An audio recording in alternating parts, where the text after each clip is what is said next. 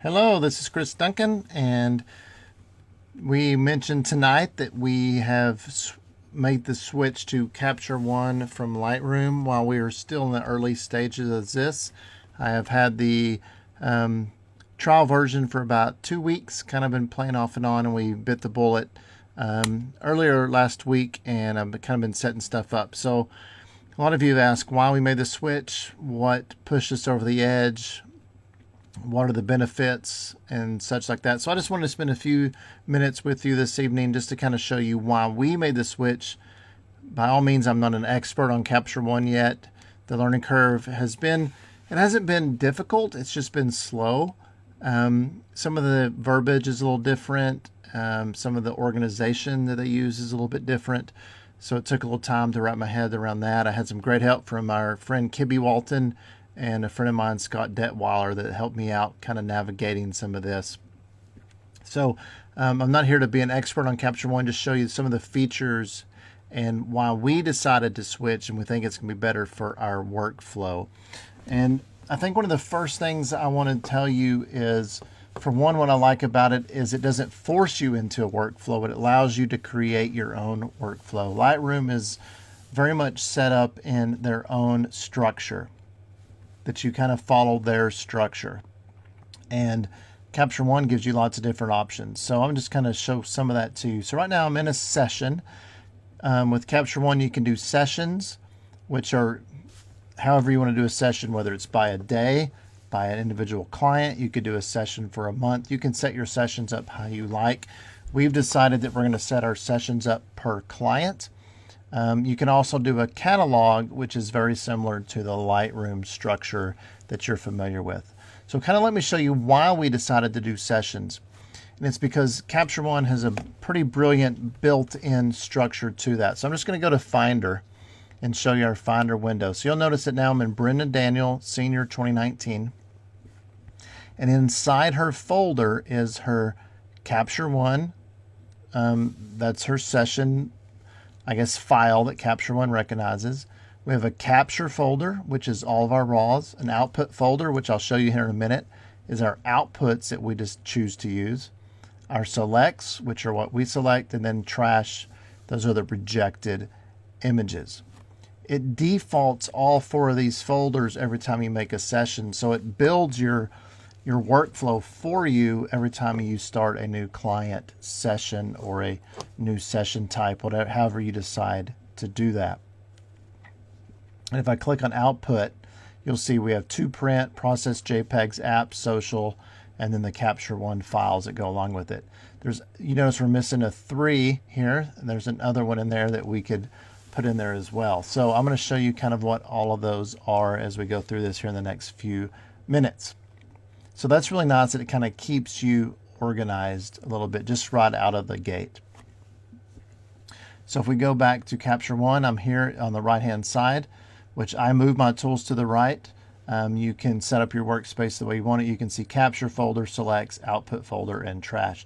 So it mimics what is on our system folder.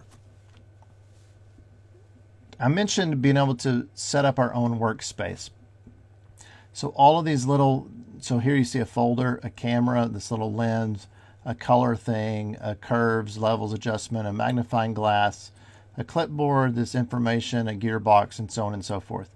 Those are all your little tabs. Think of that as library, develop, and so on and so forth that you have in Lightroom. What I really love about this so far is that I can make the workflow work for myself. I can put these tool palettes, like filters is a palette. If I go to this one here, I've got histograms, styles, layers, exposure. All of these are different palettes. I can rearrange them if I want curves first. So I can rearrange those the way I want them. I can remove them. If I wanted to remove curves from here, I could remove the tool. And I can even put curves in another section. If I wanted curves under my color profile, I could move curves here. So you can really set it up the way you want. So for example, I can do window, create floating tool, and let's just bring a clarity slider. And so I can bring that clarity, I could drag it wherever I wanted it, I could leave it floating, and I could You know, I can keep that however I want. If I want to put it into my capture folder, I could put it into there. So it really gives you lots of flexibility in that. We're already at 5 minutes. I wanted to keep this a 10-minute video, so I'm going to go ahead and get started. Some of the main features we chose this for. One is we can create our workflow as we want. So let me give you I guess the three big ones. One was color. One was workflow the way we wanted it. Two was color, how we want to do that. So I'm just going to show you. I'm going to go to this color tab here on this image. Let's zoom in a little bit on her. I'm going to hit this, move my hand around. Okay, right there. So in the color, we have our base characteristics. This is really cool. You notice in Lightroom, you can do like a camera faithful, camera landscape, camera portrait, camera vivid, so on and so forth. Here, if you notice, the ICC profile is a Canon 5D Mark IV because that's what we photographed it with. Have these different curve responses. I like the extra shadow. But let's say I wanted to know how a Nikon would render this image. I can click here, go to Nikon. And this is outside the recording window. I'm sorry it's doing that. But I'm just scrolling down to let's say a D800. I've heard that's pretty good. So that is a D800 skin tone. If we want to see what this new Sony A7R looks like, that would be the way the new A7R would translate the colors. A Canon 1DS, maybe an old Canon we had, the D30. Wow, very undersaturated, right? So we can put all these different profiles on it, so that's really nice. We have lots of options there, just out of the box without doing any adjustments to it. So under our color profile, this is really what got me excited. Of course, you have your white balance. That's nice. Color balance. And what I like about color balance is I have a master one. I have a three-way, which is shadow, midtone, and highlight. But if I want to warm up the shadows, I can just warm up the shadow areas. And I could maybe just cool down my highlights. I'm doing this extreme so you can see it. I mean, obviously I wouldn't probably do it that much on this file. So I'm going to just kind of keep it there. So that's really nice. I can reset any palette without resetting the other adjustments, so that's kind of nice. But here's what's really fantastic, this color editor. And so basic, you see my basic color wheel here. So let's go to, actually, let's just kind of do an eyedropper on her reds. Okay, so it kind of shows me the red areas. If I click this view selected color range right there, you can see it kind of grays out everything that's not red. Well, I'm getting into her skin tone, into her lips. But right here, I can narrow that range of reds and take those oranges out of it. So now I'm just affecting her lips and her dress and really not affecting much of her skin tone. So I've got lots of control on how I can control just that little section of color. So now I've got those reds selected. I'm going to uncheck that so we see the full image. So if I want to saturate just the reds, I'm really not going to saturate her skin tone too much because they weren't selected in that. There's a portion of them that was, but not a lot. So if I go to blues, down here I can select the blues, or I can just eyedrop on those blues. View selected color range. Let's make sure we're not getting any greens. We're just getting the nice blue colors there. Okay. And then I can saturate those blues and bring the lightness down to how I like. So it's very selective just in the color range. So what I'm going to do is I'm going to zoom in more here. And let's say we want to just kind of saturate her eyes. So I'm going to take a color picker. I'm going to drop it on her eyes. It kind of shows me where it is. I'm going to do view selected range. And let's see if we can't just get her eyes in the color that we want. So now the eyes are coming back in. Make sure we didn't hit anything else. Oh, I'm hitting that. So that might be something we might want to layer mask on, so then I could saturate her eyes a little bit too. So it has this nice, very selective color. And you can, that's the basic model. I can even go to advanced and do that more in the advanced palette. You see I have more stuff here that I have created. Okay, here's what I really like. Skin tone. I'm going to go to skin tone. And I'm going to select her base skin tone. And notice on the right, it gives me kind of where her skin tone is. I've got this smoothness. I can keep it very concise or let it feather a little bit. I can still expand this range if I want to shift it different ways. And by view and select it, it shows me what skin tones it's selecting. So if I want to take some of her hair out, take some of those yellows out, take some of that red out so I don't get her dress, and kind of shift that around. So now I'm really just affecting her skin tone. Notice how her lips are black. Her dress is grayed out, so I'm not affecting that. So I've got a really nice skin tone area. So then I can start affecting saturation of just her skin tone, the lightness of it, maybe the hue.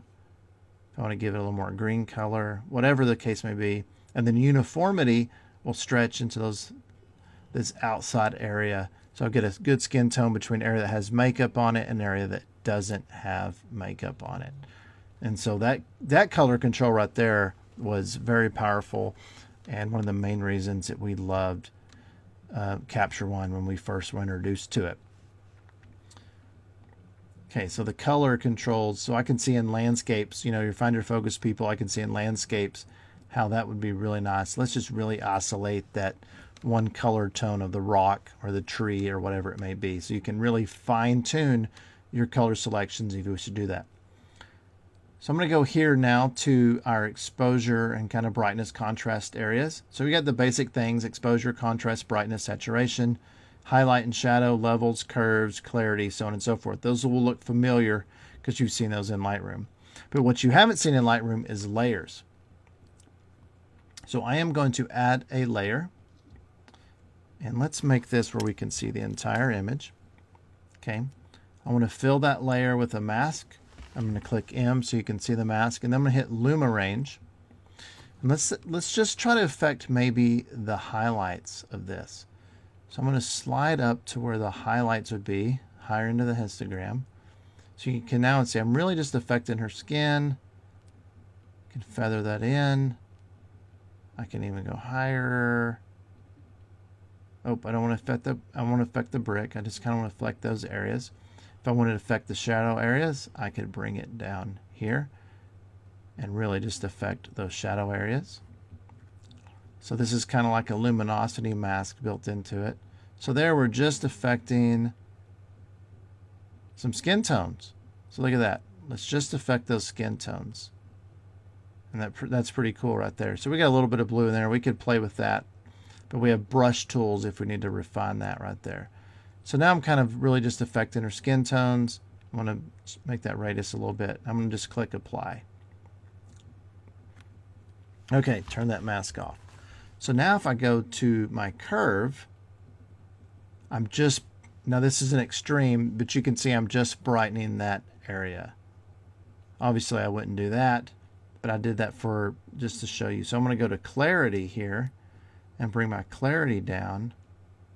And I can soften that skin up without affecting the other sections. That's way too much. Bring it in right there. Bring that clarity down, maybe that structure up a little bit. Oh, let's bring structure this way. So if I turn that layer off and on, you can see I've just affected her skin tones. And I can always go in here and refine that mask. Let's refine that mask a little bit, click apply, and now I've got a nice gradual filter. If I want to brush it in, I can come in here and brush it in. I can also go to erase and take sections out. So if I want to take it off her eyes, I would then have erased any of that mask off her eyes. So it's right there. So if we want to erase that mask area there or out of her hair, I can do that really easily. So lots of nice controls to do that. Of course, you got your sensitivity, opacity, flow, and all of that kind of stuff in there. So lots of nice features as far as layers and masking go. Finally, since this video is getting a little longer than I wanted, that's okay. Another thing we like is this, and they call it processes. Think of process recipe as an export. So it's this little gearbox here. So let's show this full image. Let's say they want to buy this image as a 5x5. So I've set up a recipe for Miller's 5x5. And when I click on that, it's going to preview their name because we put a little watermark on the 5x5 print. Okay. We also want to put this into Instagram with no watermark. So I'm going to check Instagram with no watermark. And let's put this in our JPEG selects. Actually, we'll put this on their app as well with no well, let's put an app with a watermark. And so let's do those. So you can see I've got my photo app with watermark selected. Notice how I put the watermark there. Instagram with no watermark, and 5x5 with Trahan name. So I want all of those things. So it'll go to my photo app, it'll go to Instagram and Miller's. Each one of those has different naming conventions, different sizing restrictions, all that kind of stuff.